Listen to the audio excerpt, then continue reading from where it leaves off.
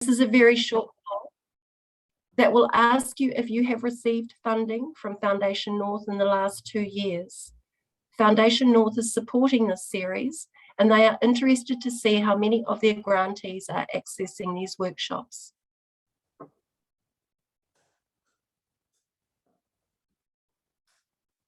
There you go. You'll see the question there in the poll.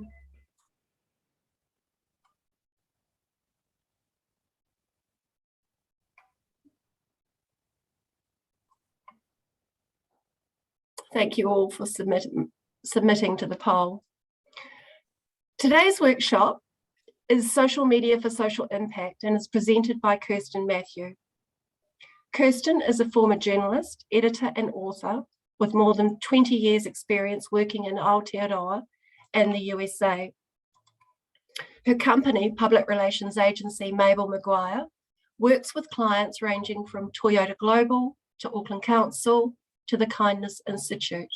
It is my pleasure to welcome Kirsten. Tēnā koe, Kirsten. Thank you, Karinia. Kia ora koutou, and thank you so much for joining me today for this workshop. It's really a pleasure to be here to talk about social media, which is something I know a bit about with people who do such good work in our communities. So social media is everywhere in our lives and we use it all day, every day, almost without thinking. That can mean that we underestimate the time and effort that it requires. Most of you, maybe all of you, will be on social media in some way, shape or form. You'll have a Facebook account where you share family photos, you'll post Instagram pics, you'll share your work milestones on LinkedIn, but that is what social media was created for, connection between people, but it's not how brands operate on there. Brands have co-opted social media in recent years and they use it every day as a tool to build brand loyalty, which we're going to talk about, to push their products or mahi. And that's a very different beast to how you and I might use the platforms for our own pleasure. So today we're going to talk about how to do social media well as a brand. And I thought we'd start at a really broad, high level, and then we'll hone in over the next 90 minutes or so on the particular parts of social media that are going to be most useful for you, hopefully. So here's what we're about to learn. We'll begin with what social media is and what it's for. I know that sounds really simple, but it's amazing how often people misunderstand the basic value of it. We'll then move into planning and how a social media strategy will give a direction and really good parameters that help you to implement your social media better. I'll run through how to roll out content that is diverse and interesting for your followers, but also works for your kaupapa and your goals, but can be implemented by anyone in your organization, which is really important when you're dealing with a skeleton staff or a group of volunteers. So that will include creating good content that's compelling and brand appropriate and sounds and looks right for your organization, and tangential content and why that can make your life easier. I'll show you how to plan and pre-schedule content ahead of time and how to work with the algorithms on the different platforms. We'll talk about social media communities, how to harness them for good, which is really important for you guys.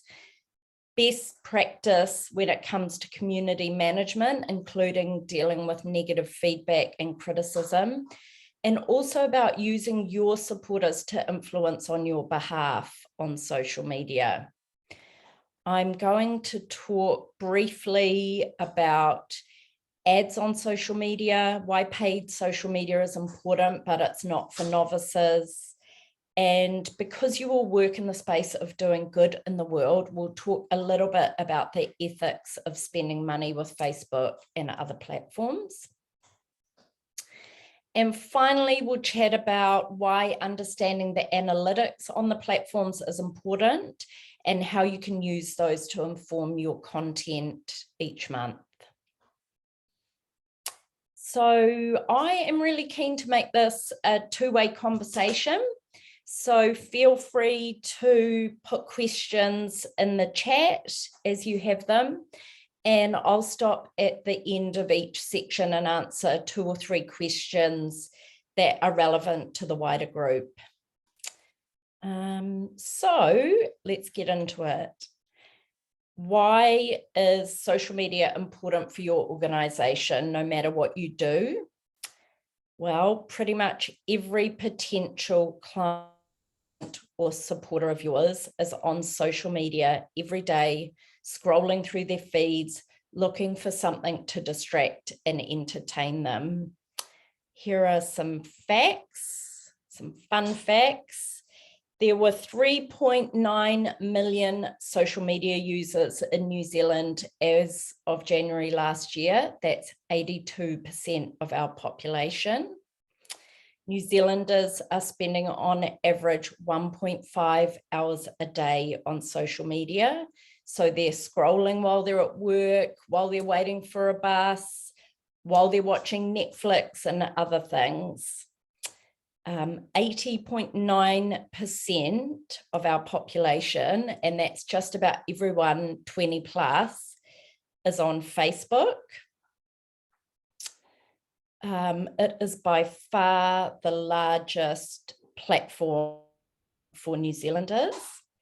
There are 2,342,000 New Zealanders on Instagram. That's about 47% of our population.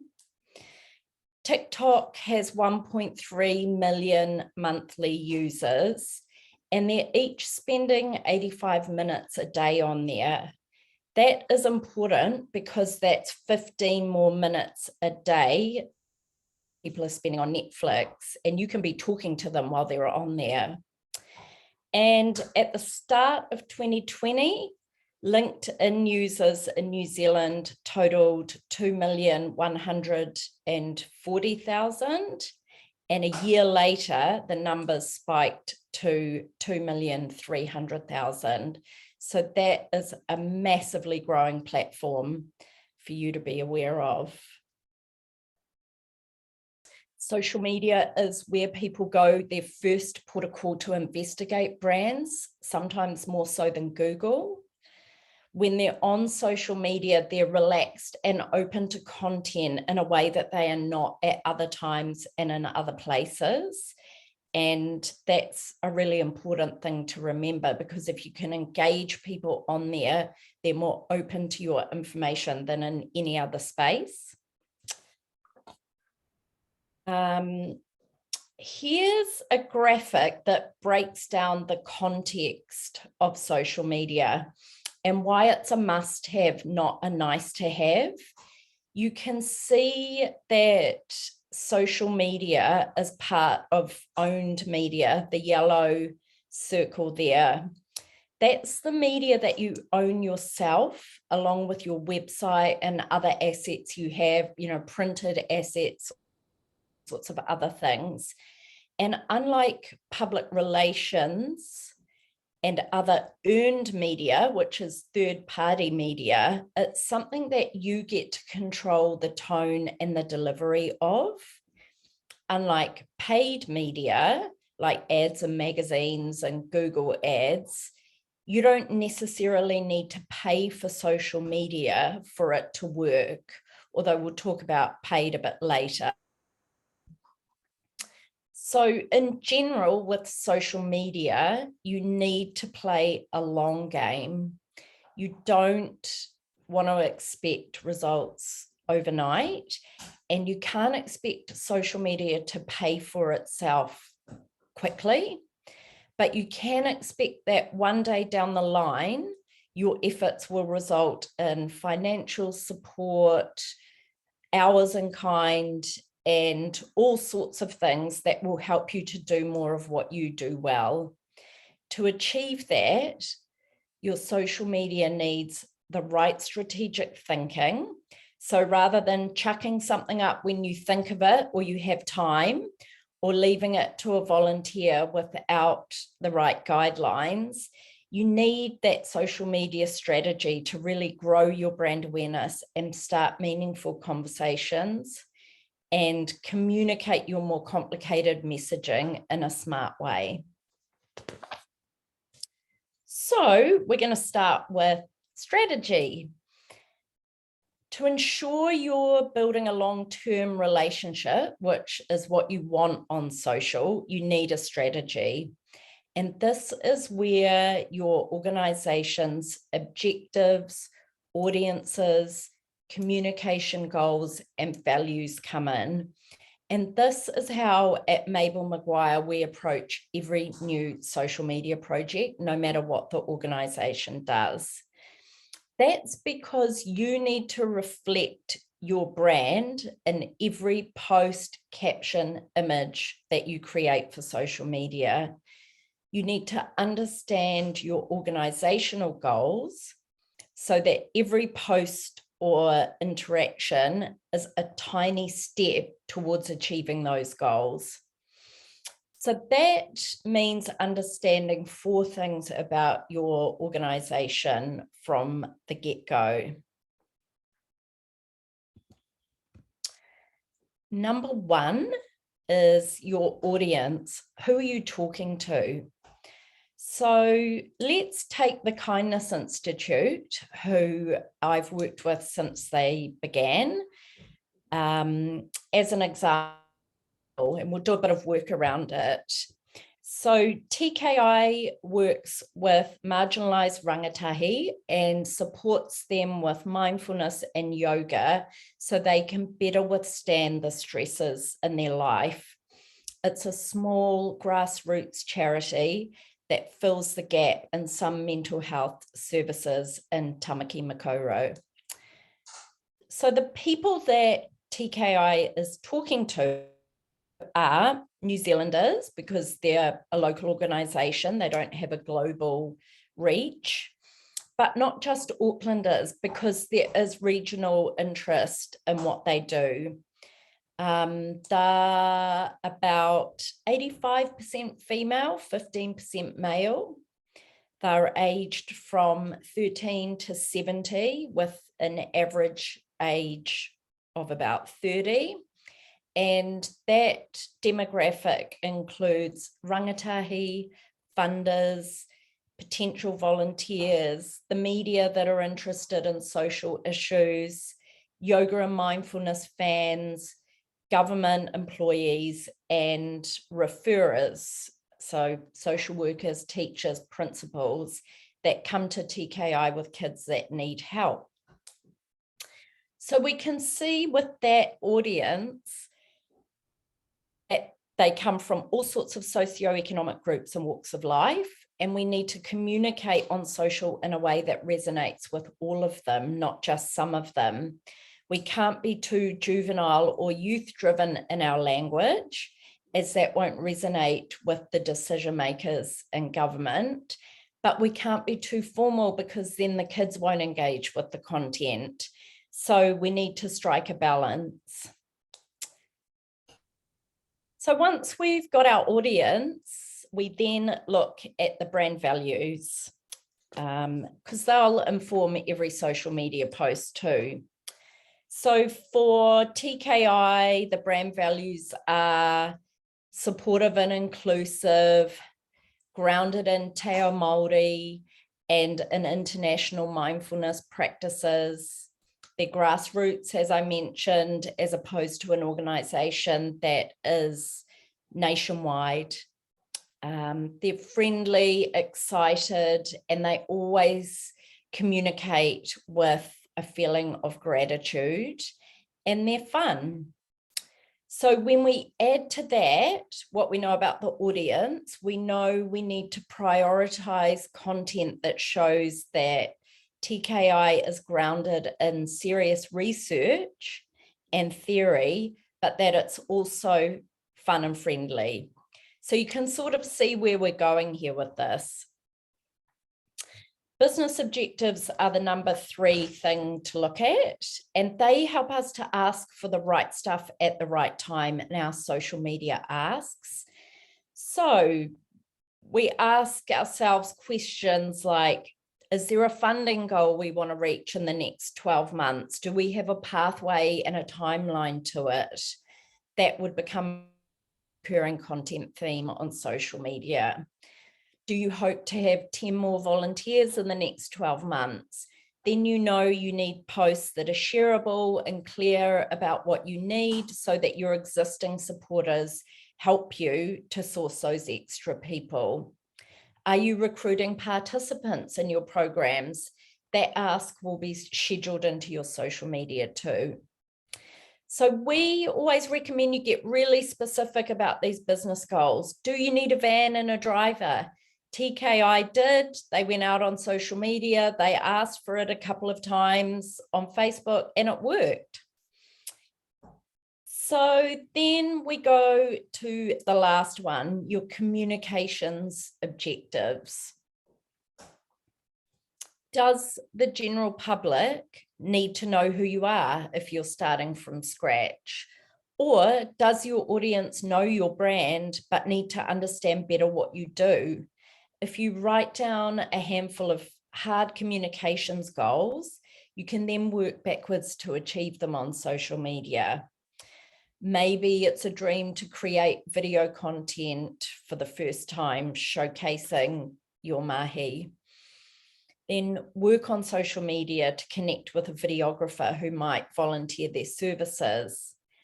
Maybe you're a long-standing nationwide service that's not front of mind with the media anymore, and you want to remind people who you are.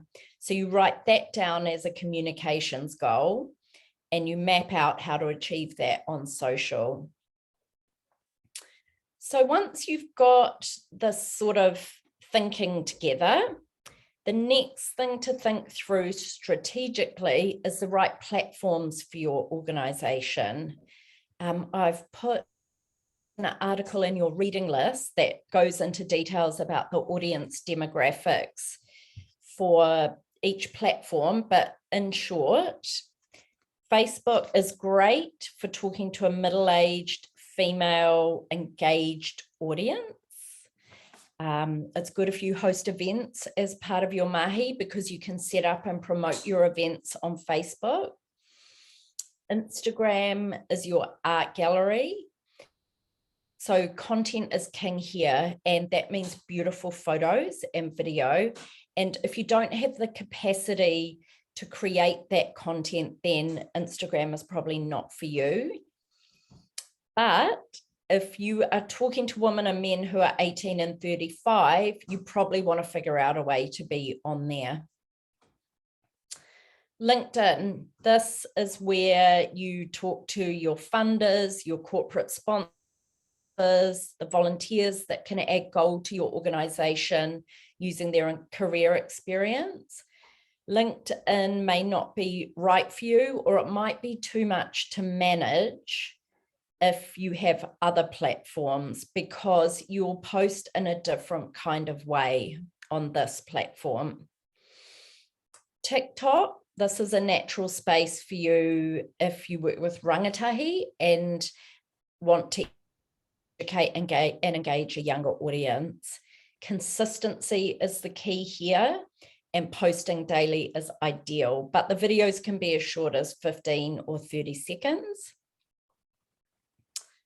Only 35% of New Zealanders are on Twitter. It's a great place to engage with journalists and thought leaders that are in a middle-aged demographic, but it is an underused platform in New Zealand, and it may not be worth the effort unless you have someone that's able to be on there every day, really engaging with those people. And WhatsApp and Pinterest are two other platforms that are exponentially growing in both organic users and advertisers.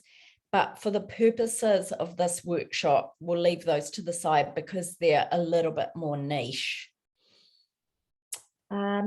So I might take a little pause there and have a look at a couple of the questions, see if we've got some questions there in the chat.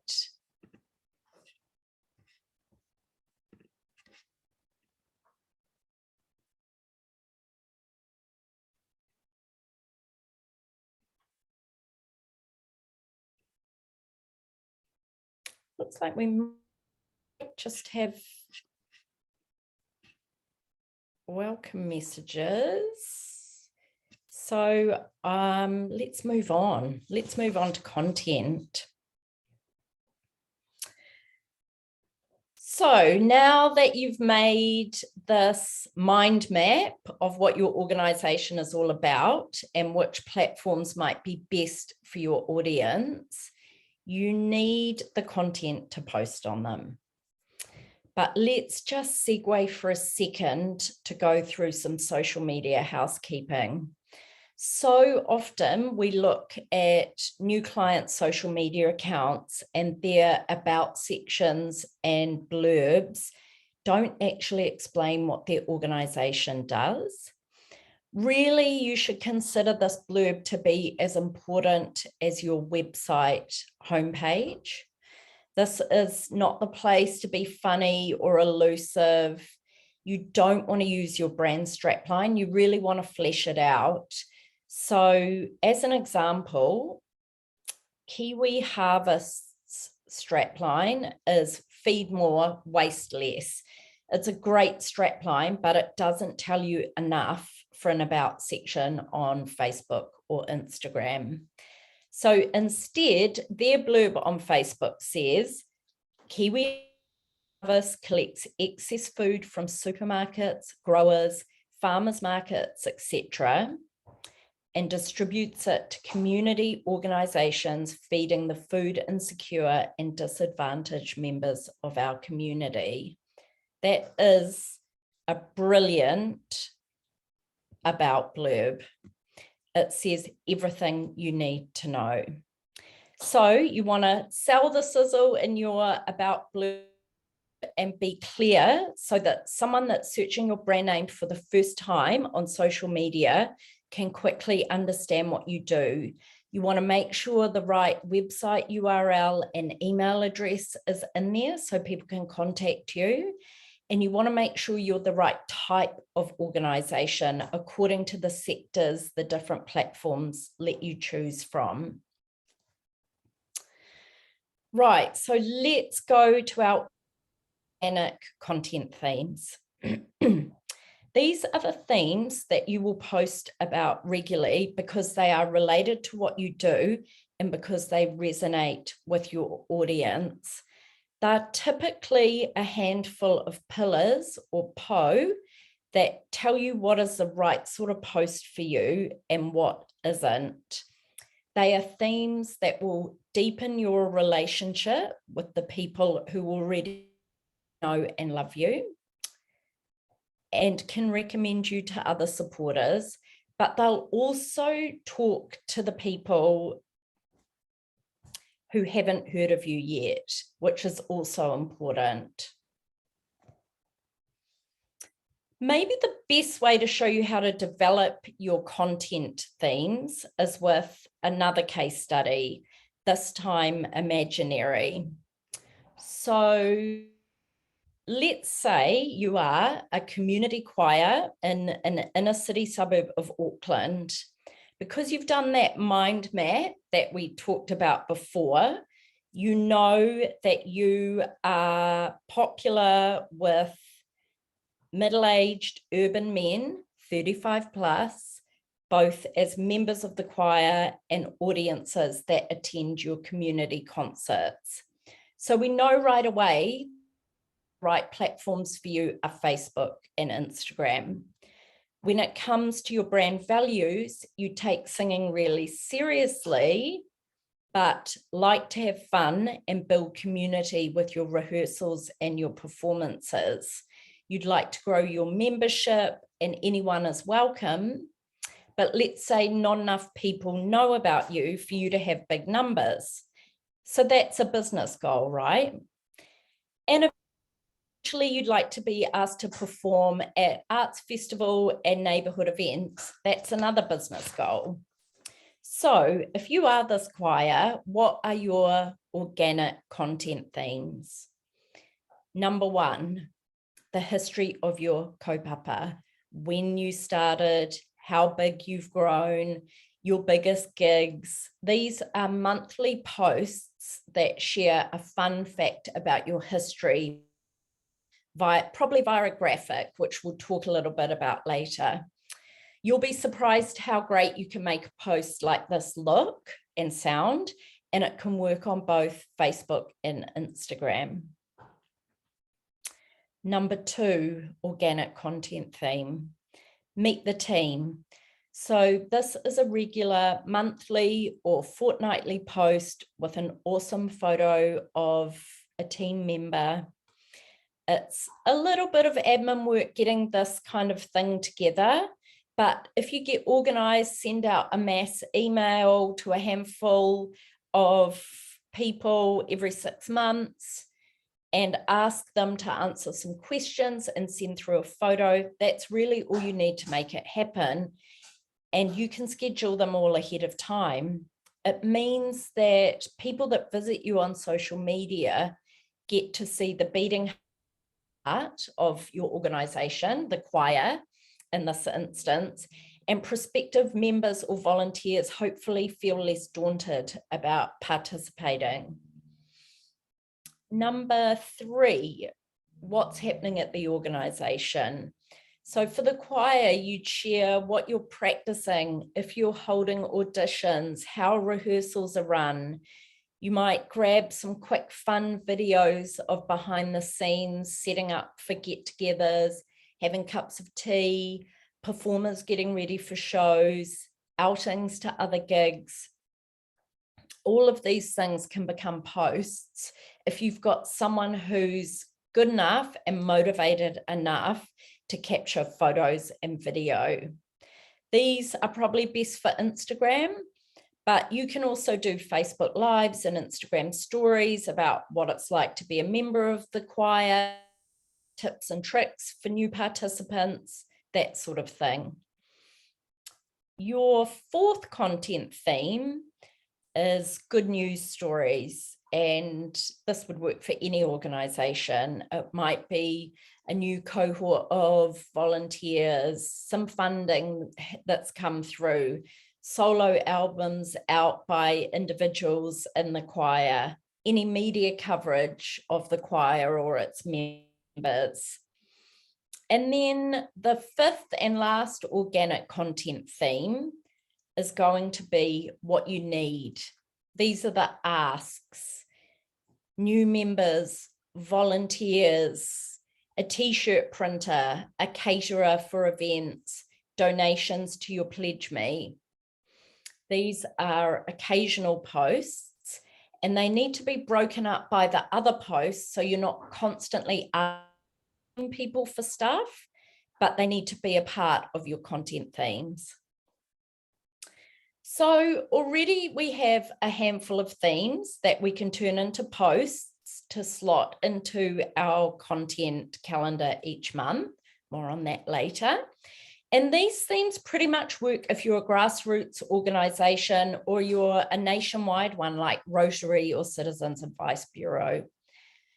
Next, we're going to add in some tangential content. Tangential content is the post you make to your page that is not about you. Tangential content is the soft stuff. We call it the giving before the taking, and it breaks up you talking about yourself all the time. These kinds of reshares of articles and posts and video show that you understand what your audience is interested in while still keeping them in the realm of what you do. So if we go back to our choir, their tangential content might include the history of choirs, Where did men's choirs start and why? Which are the most famous ones? They might share links to articles in overseas magazines and newspapers about bigger, more renowned choirs around the world. This would be for Facebook because Instagram isn't great for resharing articles and tangential content. Another tangential theme would be popular culture, links to Spotify playlists with the type of music the choir sings, documentaries about choirs, movies about music, epic karaoke videos that have gone viral.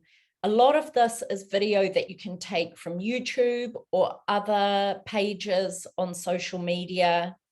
And because the platforms prioritize video via the algorithms, this kind of content is more likely to be shown to your followers.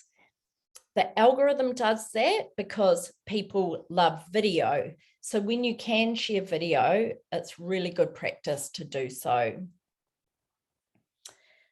Another tangential theme might be articles on how singing is good for your mental health, research into looking into your voice, looking after your voice and other things about singing.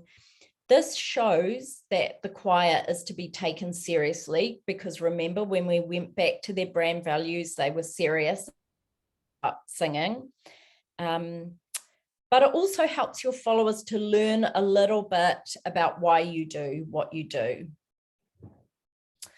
And then finally, for tangential content, posts about the lovely people that help you to do what you do. So it might be the cafe up the road that everyone visits after practice, the hire company that lends you chairs for performances. It's a way to generate content, but it's also a way to show gratitude. So now we have another layer of posts to add to your calendar, and it's starting to look good. You've got organic themes, you've got tangential themes, but we have a few other ways to generate content regularly. So as you grow your followers, you can start incentivizing them to provide user-generated content that you can then use. This is content that other people make about you on their pages. So in the choir, there might be a few people who post all the time about going to rehearsal, or there might be people that go to the performances and post. When they tag you in, you can reshare their user-generated content. You can then tag them in, show gratitude for them creating the content, and use it as a way to connect. If it's easier, you can post on your platforms every couple of months or so and put the word out that you're looking for user-generated content, and that will remind people to tag you in when they post about you. So that leads us to another form of organic content, giveaways. Giveaways reward the people who follow you, and they give them a reason to stay connected to you. They're not just for brands that sell products, they're for everyone, including community organizations. It's good practice to do them maybe quarterly, and they're a way to ask for informational feedback with a feel-good factor.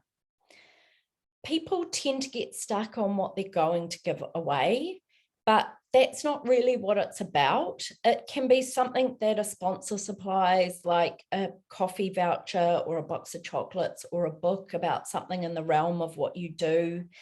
It can be a piece of merch if you have merch as part of your organization, or it can be free tickets to a performance or a workshop if that's part of your mahi. It's not about putting together an expensive prize. It's about how you're going to engage with those people in an authentic way and say, thank you for following us.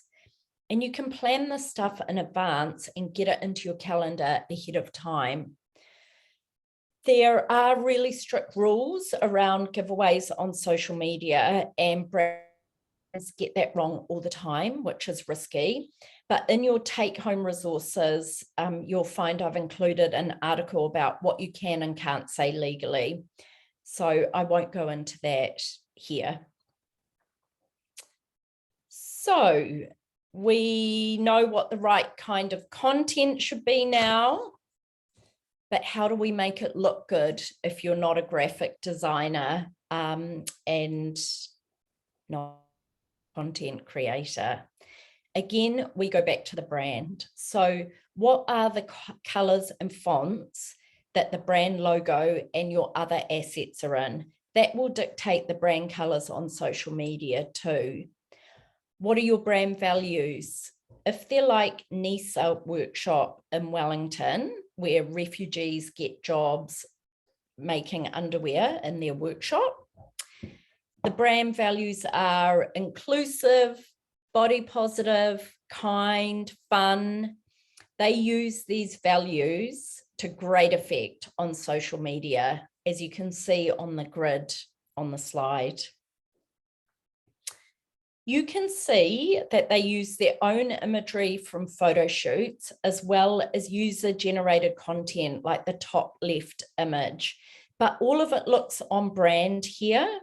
The colors are soft, people are real and relatable. They use graphics for announcements, here, bottom left. And they use illustrations of people in them because it's the people that make this brand special. The colors for graphics are complementary, friendly, and fun. So that anyone in your organization knows what an appropriate photo or graphic is, I highly recommend drafting up a social media Bible that includes not only the brand values and the objectives that we talked about at the beginning, but also examples of visuals and posts. And I know this sounds like extra work, but we highly recommend that you don't wing it. This is where brands' social media can go really haywire. So here's an example of one of our beloved commercial clients and how they got visuals right only sometimes. You can see the visuals on the left pop. They use their orange brand color. They're quirky and fun, just like the restaurant brand is. But the ones on the right are not so good. There's no connection to the brand colors or fonts. They're too messy. Some of them are too corporate for their brand values. Their problem was that 5 people in the business had access to the Instagram account and there was no social media Bible. So they were creating posts that didn't make for a well-curated presence. So be clear about what things should look like for your organization. And we recommend you make friends with Canva.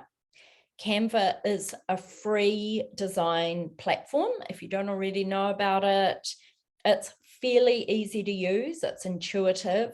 And you can store your approved pre-designed templates in there for your people to work with. You can also add those templates to your social media Bible to add to the look and feel. We also recommend you create a folder where all the images are put and can be accessed. Encourage your people to add their images regularly to be considered for use on social media. You can use free image websites like Unsplash to source imagery if you don't have enough professional imagery or you don't have someone that can take really good pictures. And when you're using Canva, you want to keep the text super simple. Less is more. Instead, use your captions to go into detail, which brings us to the words. Again, you want your words to reflect the brand, not the person posting on your behalf. If we go back to Nisa, the slide shows a caption that perfectly sums up the brand and tells a complete story. And you'll get this slide presentation afterwards and you'll be able to look closely at what the caption says. It's happy and excited in tone. It's bright and inclusive in its language.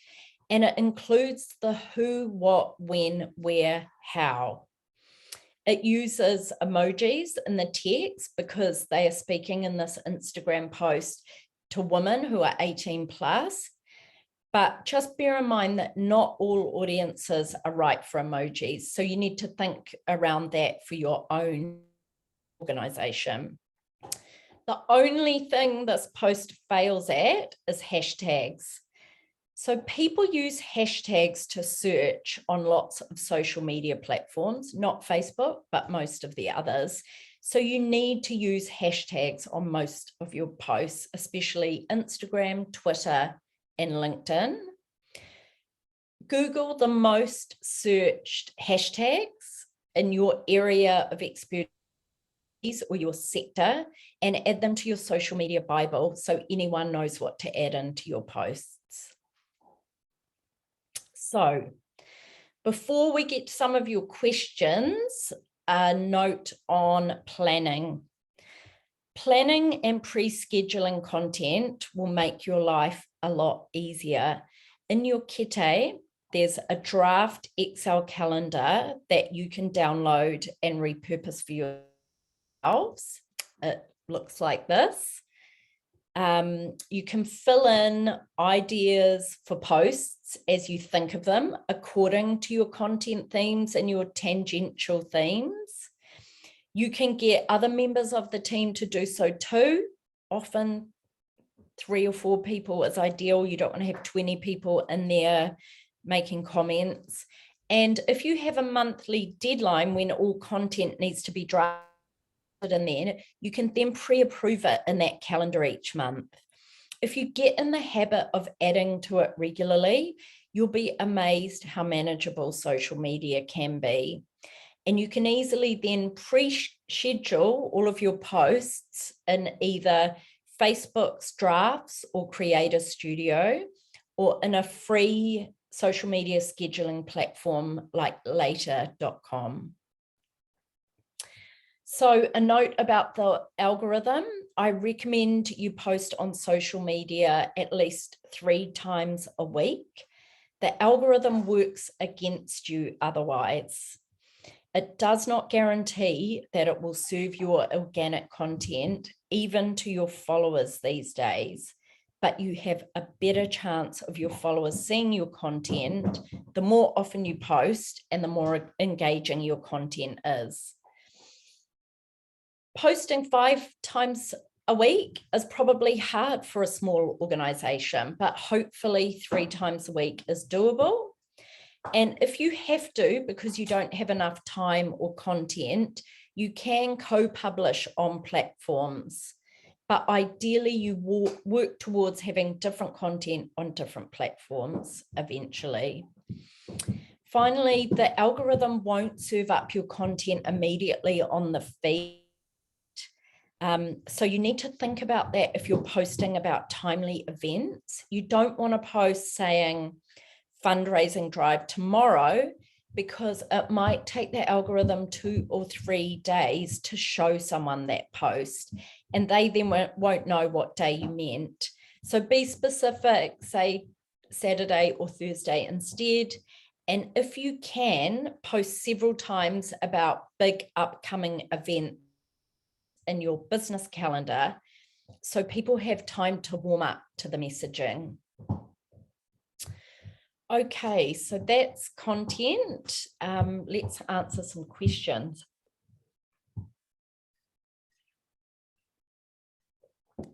Let's have a look.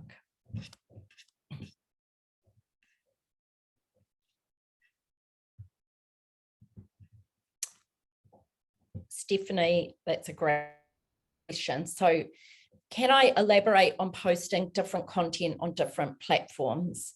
So a lot of brands co-publish on everything. So you'll see the same thing on Facebook, the same thing on Instagram, the same thing on LinkedIn. Really, the platforms are designed for different types of content.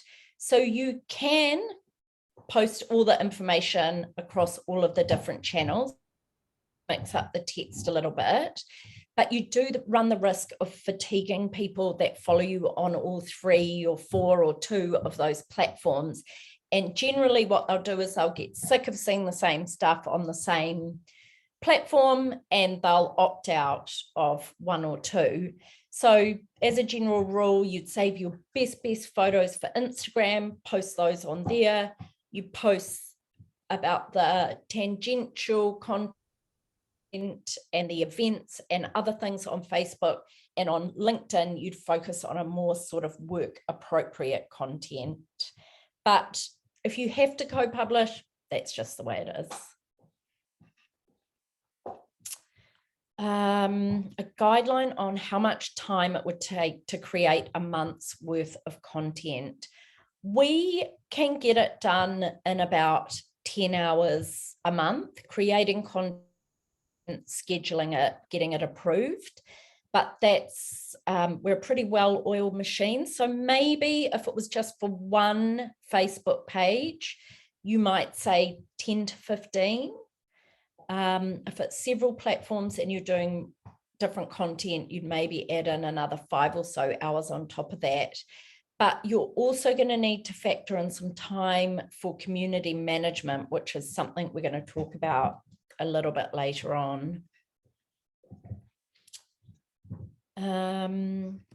So meet the team post. We've got a question here.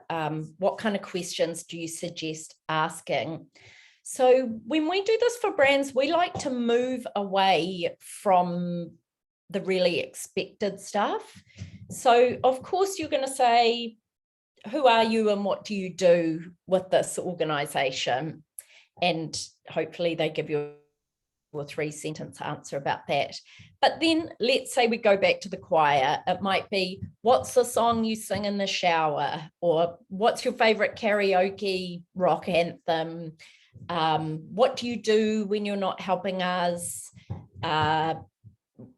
You know, go a little bit off-piste and get the more interesting stuff about what that person likes to do when they're not involved with you.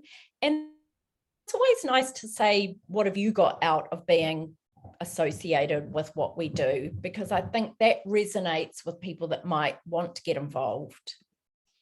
How are we doing for time? Got another couple of minutes. Let's see.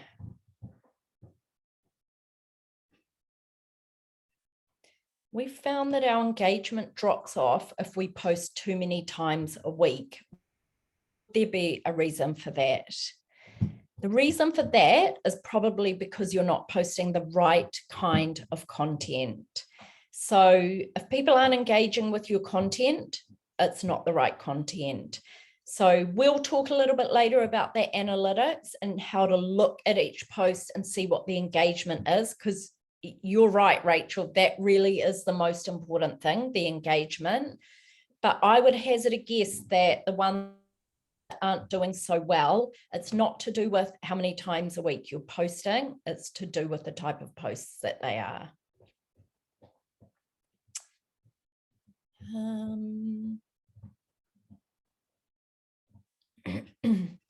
Okay, getting permission to share other people's posts and also getting permission for using photos of people's faces in posts. What if they later change their mind?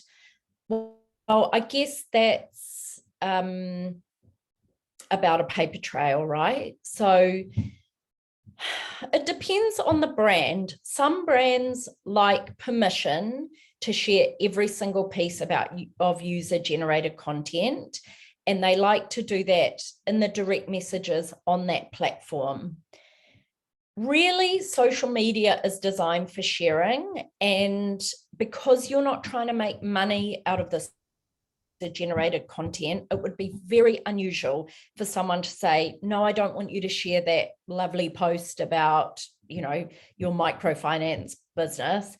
But you can have a policy that you don't share it unless someone messages you back and says, yes, you can share it. Then you've got a paper trail, and it means that if they later change their mind, you haven't done anything wrong. The goalposts have changed. You've done the right thing according to getting their permission. Photos of people's faces. I mean, we've had this with organizations I've worked with when we've had a professional photographer at an event, and usually the photographer asks before they take the photos. Really, you can only do your best. And as long as you're working ethically and engaging with people and saying, hey, I love that post, can we post it on our platforms? It's very rare to get into any trouble about it. So, looks like I better move on to community management, which is the next thing on the list. So, community is everything, as you guys well know. And community management is a term we use to describe responding to feedback and general queries on social media. But most importantly for you guys, it's about participating in conversations.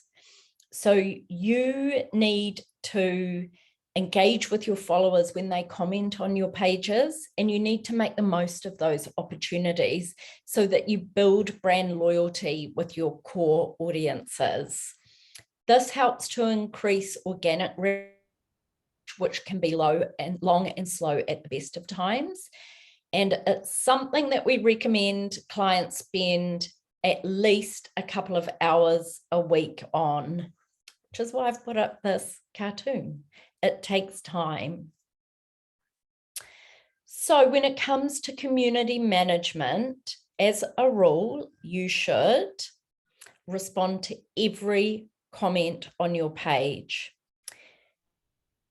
If we use a real life analogy that I like, ignoring a comment on social media is like being in a conversation at a dinner party and just not responding when someone asks you how you know the host.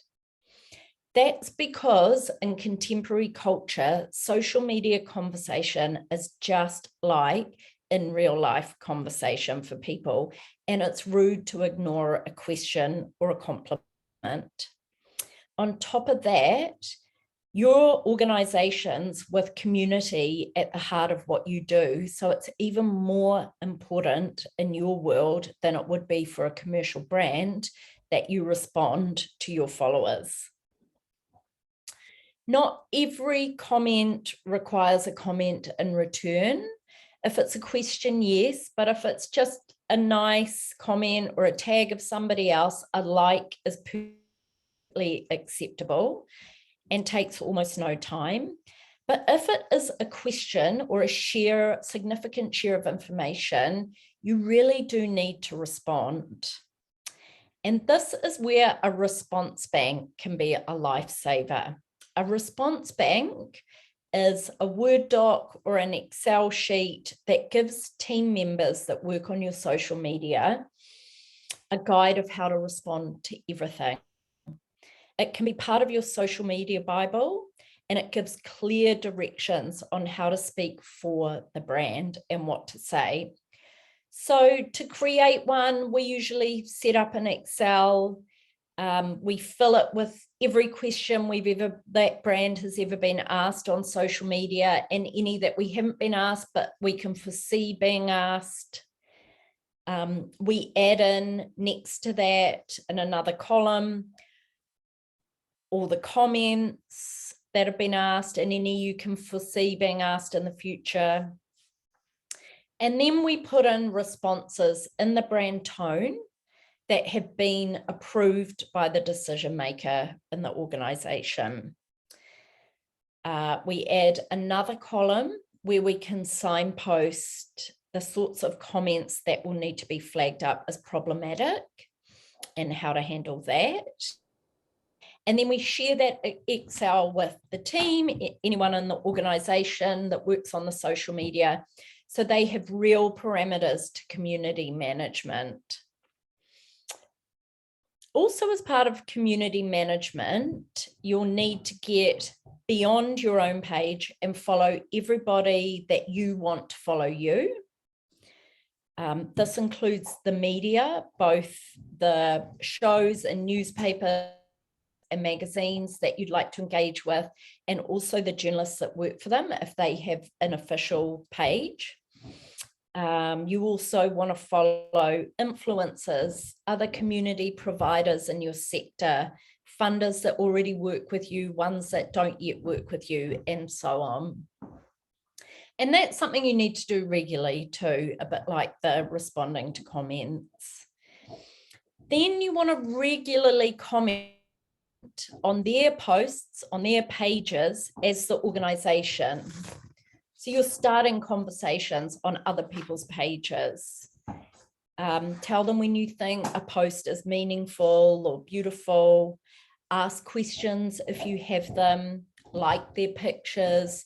Try to get conversations going as if you were at a networking event in real life. It sounds a bit weird, but it really does work if you make it a part of your social media outreach.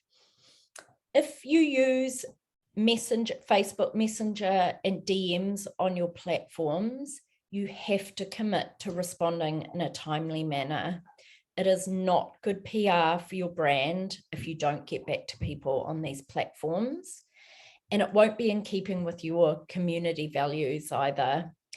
So you need to be realistic about your capacity to answer messages on several platforms. And if it's not realistic that you can manage this, then you want to turn the messaging options off if you can.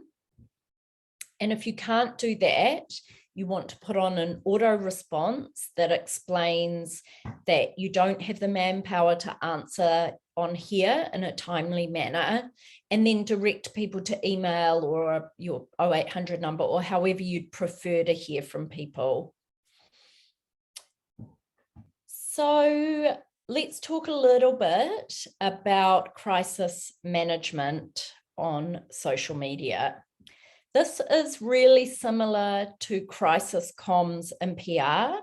And if you attended Suzanne McNichol's webinar about communications last year, you'll have a pretty good overview of that.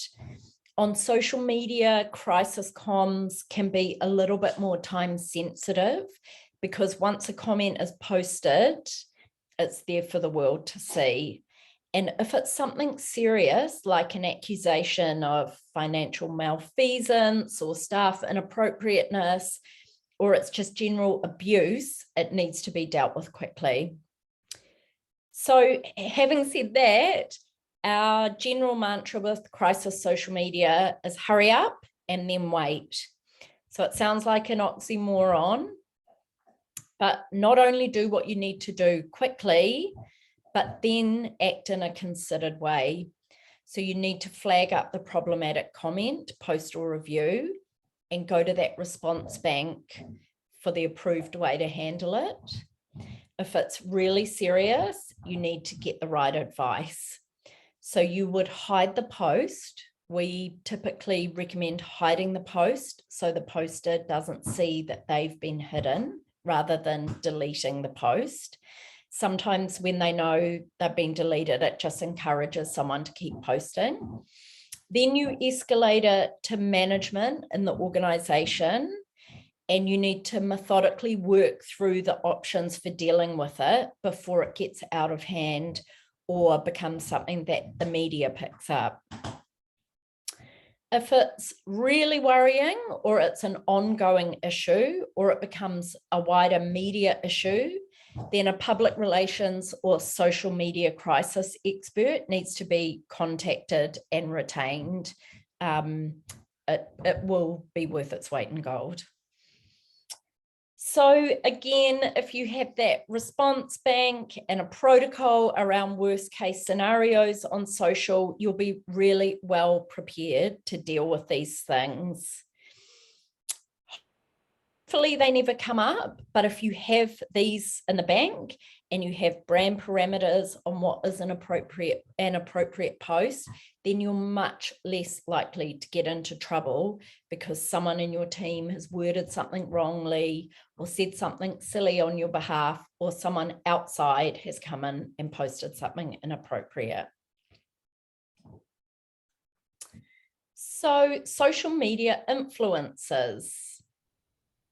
Influencers can be an awesome way to increase your brand awareness and to use the really good will that is out there to help more people understand what you do. But like everything else, it requires organization and planning. I've worked with an alternative education charity that had great connections with musicians and actors with hefty social media followings. They were really, really good at asking for promotion from those influencers, but not so good at following it up.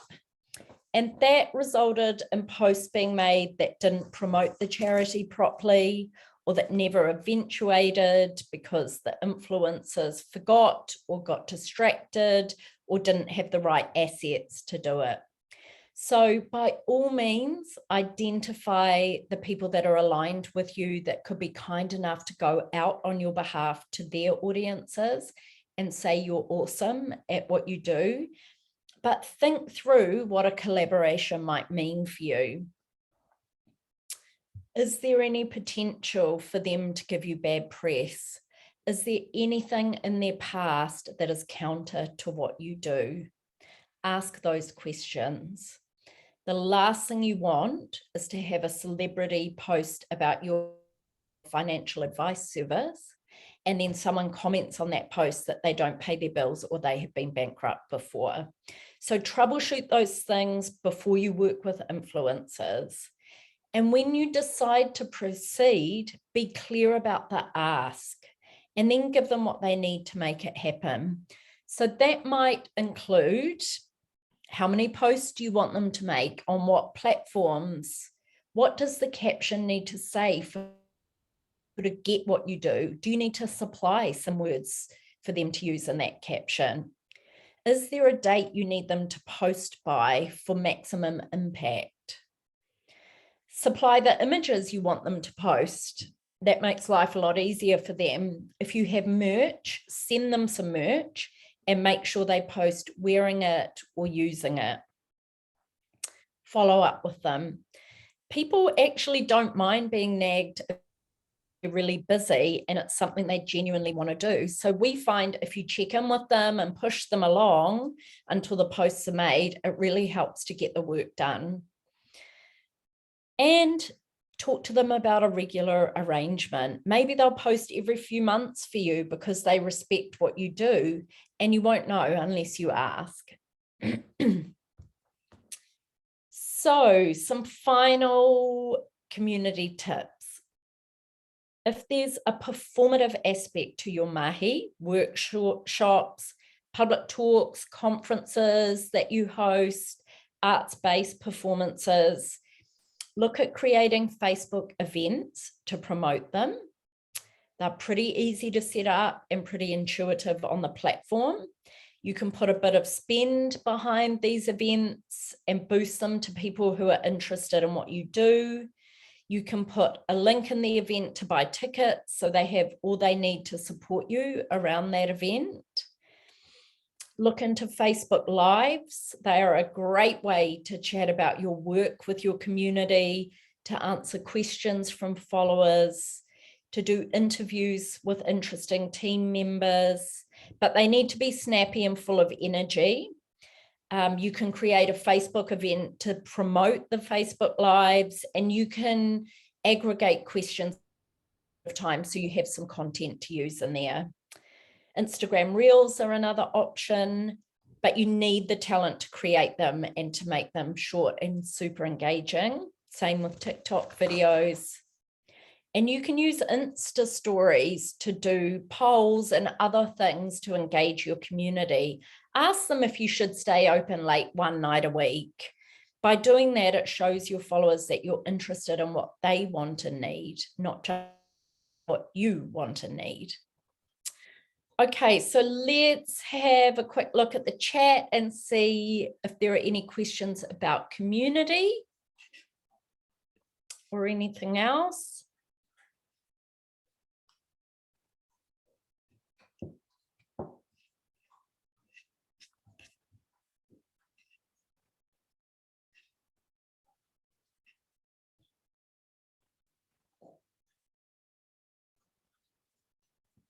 How would you ask influencers about past and brand fit? Would you be totally upfront?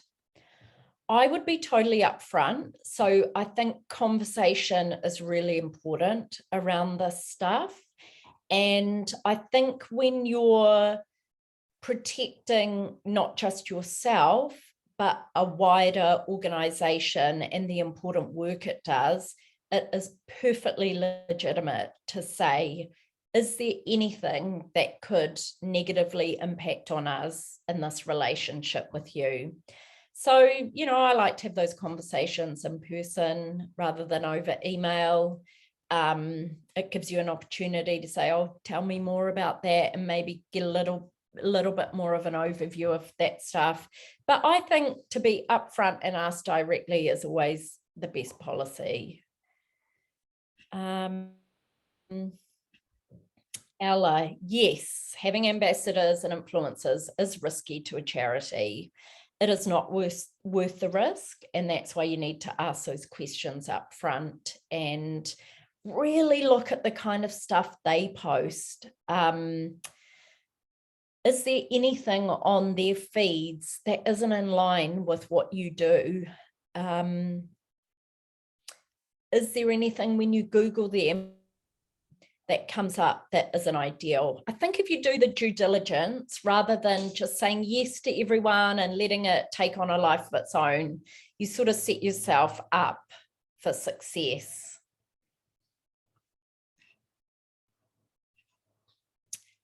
If someone makes untasteful comments that you delete, should you communicate with them re-why? This is such a good question.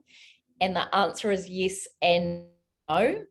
So it can be a tricky business, and you need someone that knows what they're doing to engage with someone that's saying negative things about your organization. Often it's better to outsource it to a professional. As a general rule, it's great to engage by saying, we're really sorry you feel that way. This is something we definitely want to hear more about. Could you please email us or phone us, get it off that platform, and or private message us your contact details and we'll pick this up with you. Then you've got to have the manpower to then pick it up, right? So you've got to know what you're capable of, and you've got to have someone strategic enough that knows when to enter into the fray and when to stay out of it. If it's something unrelated, spammy, and it's just trolling, you don't want to engage with those people because it's going to be a waste of time. But if it's someone that you could potentially turn around, or who is flagging something up that you really need to investigate, then it's a good idea to engage with them, try and get it off the platform and take it from there. I think time-wise, we need to box on. And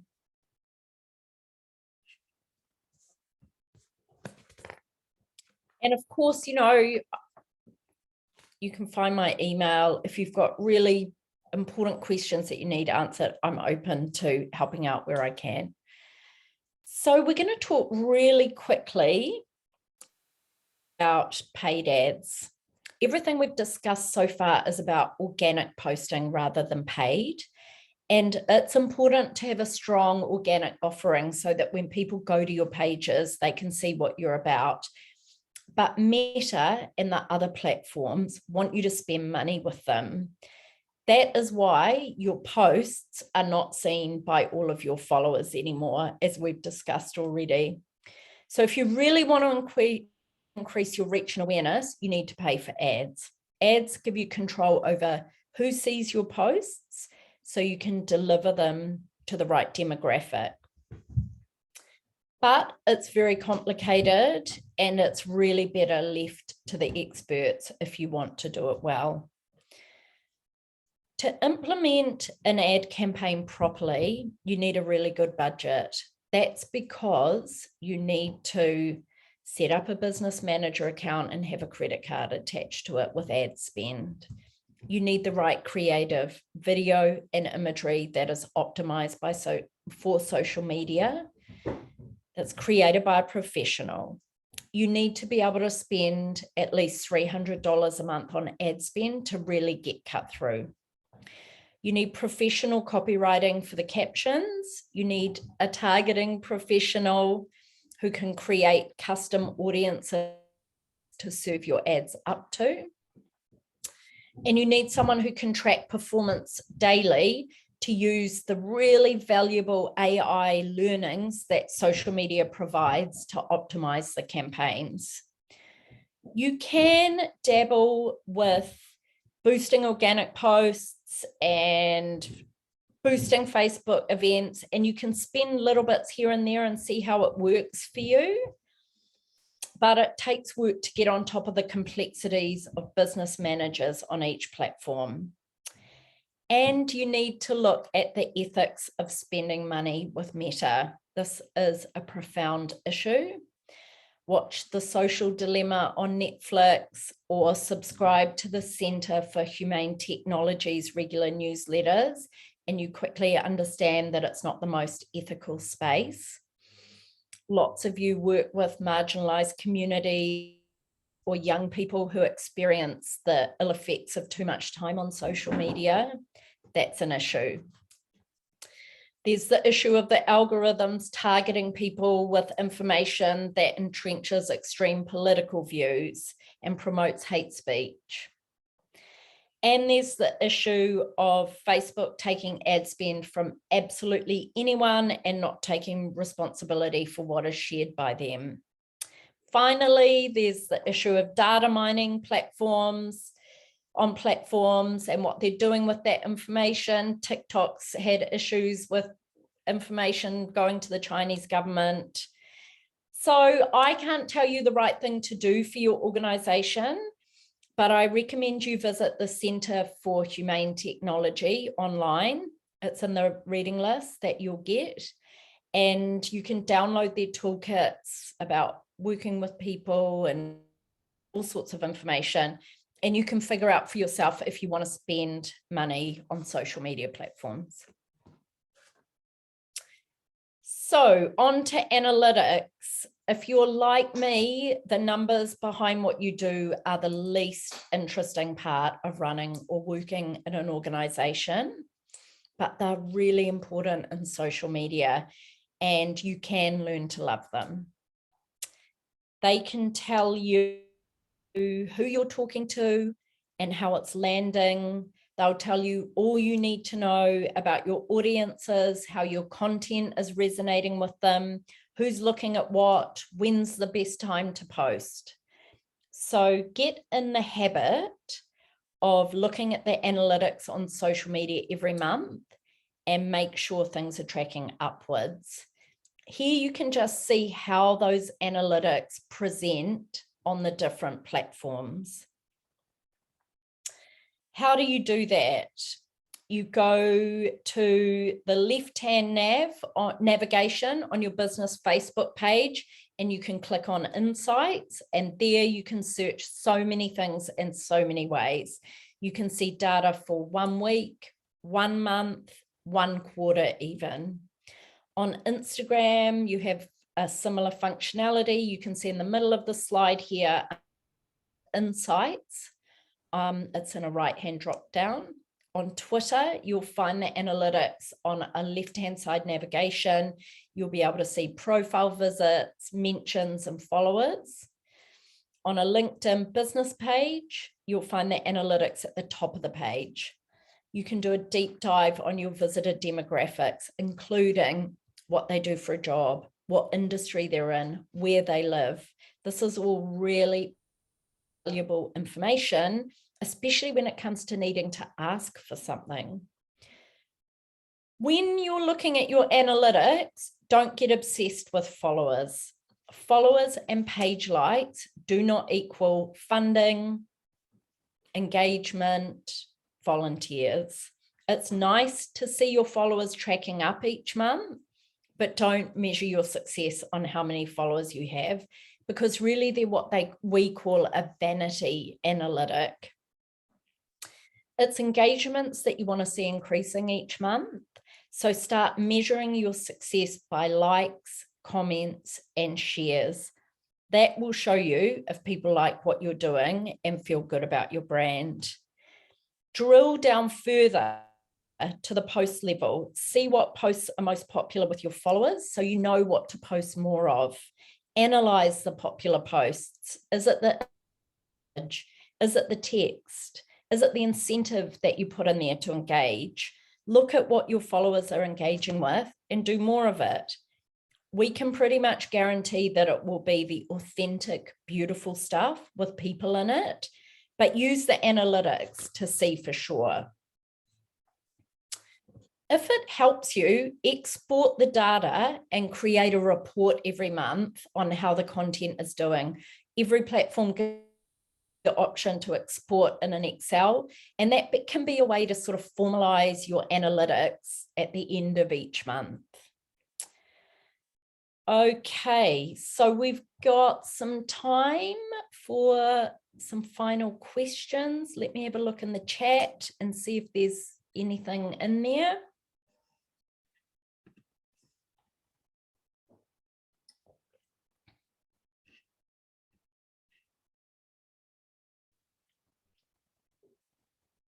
This is a great question. We are a drug and alcohol addiction service. At the moment, we are just posting positive quotes. Great idea. And letting them know we're here for them. This is where I find it hard to know what to post. That's a really good point. You've got privacy issues. You've got all sorts of things going on in these sorts of organizations.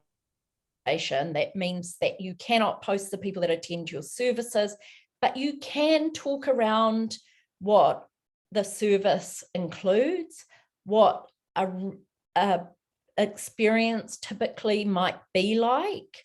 You can do the meet the member of the month and feature the counselors and the people that help you run that service so that people see the heartbeat behind the organization. But yes, you've got to be very careful about not sharing too much about people's experiences of the service.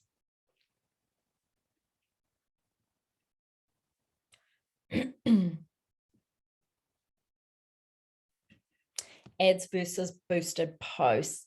The best spend will always be ads. You'll never get as good bang for buck from boosting posts. But if you're a novice and as an organization, you can't afford to engage an agency to do your advertising, boosted posts are probably the way to go. And that brings me to something. There are a lot of agencies out there that work with not-for-profits pro bono. So it's worth the ask, reach out to a local agency and say, do you have a pro bono client? We're an NGO that does this. Would you be interested in having a chat to us about doing some work for free? It never hurts. All the big agencies do it. We do it. And you can't help everybody, but it's worth reaching out to agencies and seeing if they might want to support you in what you do.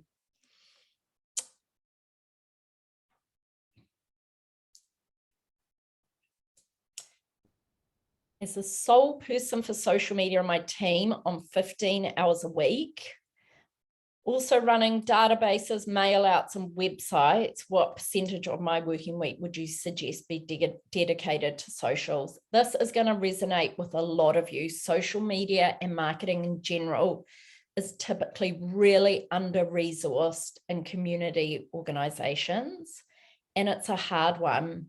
But you could look at the analytics. Is it your email, newsletter, mail outs that are getting the best conversions, that are getting you what you need? If so, spend more time on that.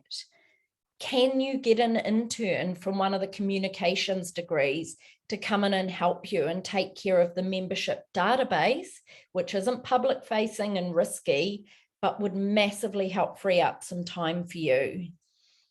And then on top of that, I mean, ideally you'd be spending more than 3 hours a week on social, but if that's all you can do, that's all you can do. And I think if you get into that social media calendar and the pre-planning, it should become more efficient. So I'm a minute over time, so I'm going to have to leave it there.